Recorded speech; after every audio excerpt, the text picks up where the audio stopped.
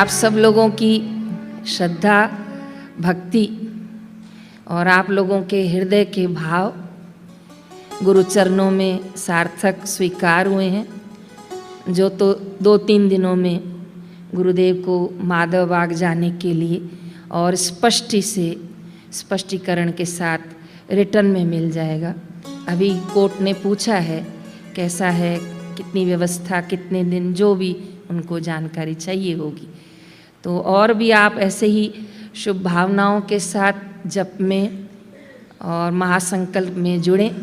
जैसे ये हमारी हृदय की भावना स्वीकार हुई है, वो समय दूर नहीं है कि वो भी हमारे भाव स्वीकार हो जाएं कि बापू जी जय जयकार के साथ व्यासपीठ पर आ जाएं। तो दृढ़ता अपनी बनाए रखिएगा। कुछ रास्ता जरूर खुला है पर अभी मंजिल आई नहीं है, ये बात पक्की रखना। अभी मंजिल तक सबको पहुंचना बाकी है। तो वो गुरु कृपा के साथ ही पहुंचेंगे, पुरुषार्थ के साथ पहुंचेंगे। लेकिन अभी ये है कि गुरुदेव का उपचार प्रथम है, गुरुदेव का स्वस्थ स्वास्थ्य सबसे प्रथम है। तो बस यही मंगल कामना कीजिएगा कि बस स्वस्थ स्वास्थ्य हो, उपचार बिल्कुल गुरुदेव को लाभविंत हो, ऐसी भावना कीजिएगा। और आज भी माधव बाग से जो संस्था है महाराष्ट्र में, वहाँ किसी की बात हो रही थी तो वहाँ के व्यवस्थापक ने बताया कि आश्चर्य है कि 3 दिन में हमारे पास 1000 फ़ोन आ गए हैं।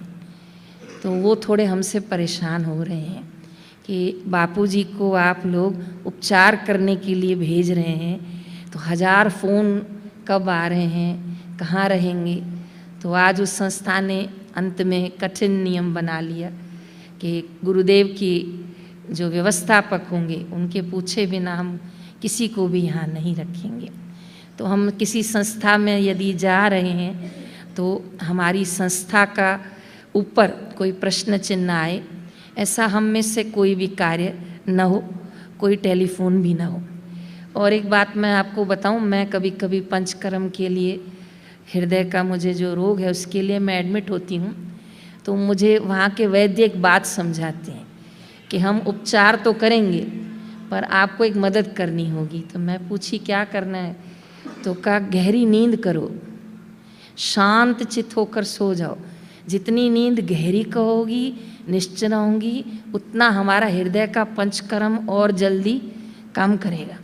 तो मैं उनकी बात को सुनती हूँ और मुझे आज वो विचार आ रहा था कि ये नियम गुरुदेव को भी तो लग जाएगा, क्योंकि वो इतना पंचकर्म करेंगे तो बापू को निश्चिंत होकर, बापू को पूरा लाभ होगा अगर बापू निश्चिंत होकर उस पंचकर्म को लेंगे। लेकिन यदि कोई हमारी शिकायत चली जाती है गुरु जी तक कि बापू जी ये इस रूप में आए हैं या इस तरह ये लोग बाहर खड़े हैं, तो मुझे लगता है कि प्रश्न चिन्ह में हम आ जाएंगे। तो मैं केवल आपसे अर्जी नहीं कर रही हूँ, लेकिन सत्संग चैनल के माध्यम से जो भी घरों में बैठकर जहाँ भी देख रहे हैं, चाहे वो न भी जाएं ना, न जाएं, लेकिन कोई जा भी रहा हो ना, मन बना भी रहा हो, तो उसको प्यार से समझाना है कि ये गुरुदेव के उपचार का समय है, ये गुरुदेव के ट्रीटमेंट का समय है। हम इसमें किसी भी तरह कोई भी परेशानी का कारण नहीं बने। बस ये दृढ़ कर लो, ये दृढ़ कर लोगे तो एक जाता भी होगा ना तो दूसरा उसको संभाल लेगा। तो इस समय संभाल लेना। और बापूजी फिर व्यासपीठ पर आएंगे ही बहुत जल्दी। जब एक सीढ़ी आज चढ़ी है तो मैं उम्मीद करती हूँ कि पूरी सीढ़ियाँ भी साधक धीरे धीरे करके चढ़ जाएंगे।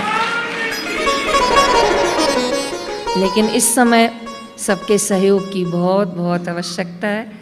और मैं सच बताती हूँ, बापू भी बहुत प्रसन्न होंगे कि इन्होंने समझदारी से बात को समझा कि ये गुरुदेव के उपचार का समय है।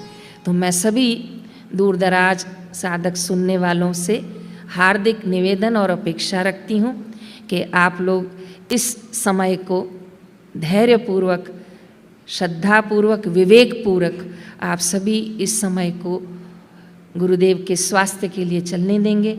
उल्टा और भी अपने जप तप को बढ़ाएंगे कि जो उपचार चल रहा है वो फलीभूत हों और बापू जैसे एकदम अडिग चाल में बापू चलते हैं, वैसे बापू फिर चलते फिरते दौड़ते आए।